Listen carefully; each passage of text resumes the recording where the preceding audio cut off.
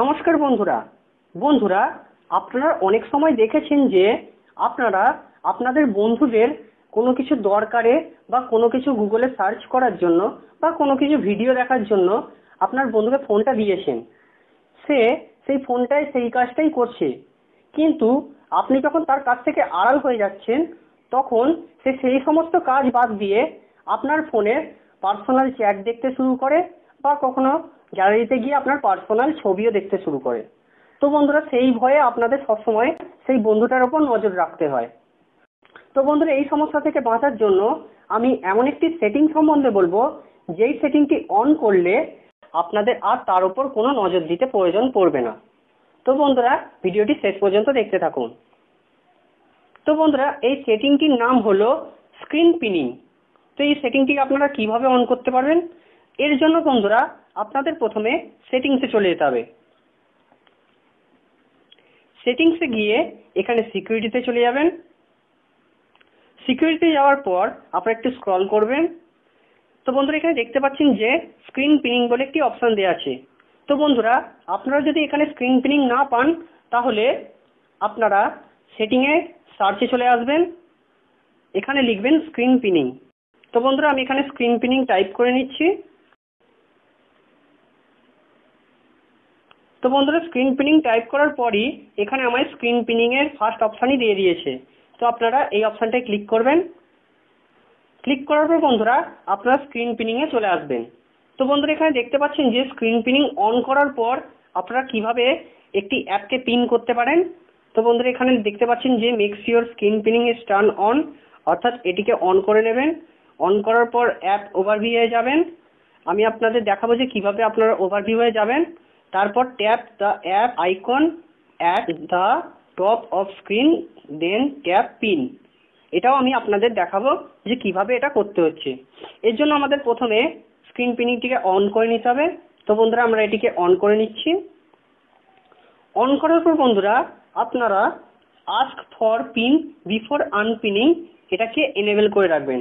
এটা এনেবল করার কারণ হচ্ছে, ধরুন আপনি স্ক্রিন পিনিং কিভাবে অফ করতে হয় জানেন, এবার সেই বন্ধুটাও জানে যে স্ক্রিন পিনিং কিভাবে অফ করতে হয়।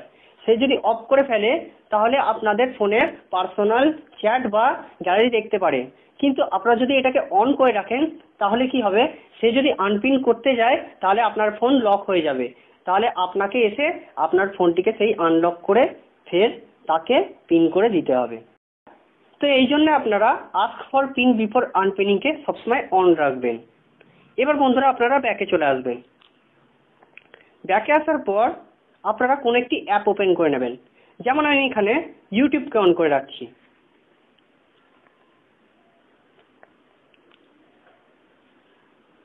তো বন্ধুরা, এখানে দেখতে পাচ্ছেন যে আমি এখানে ইউটিউব অন করে নিয়েছি।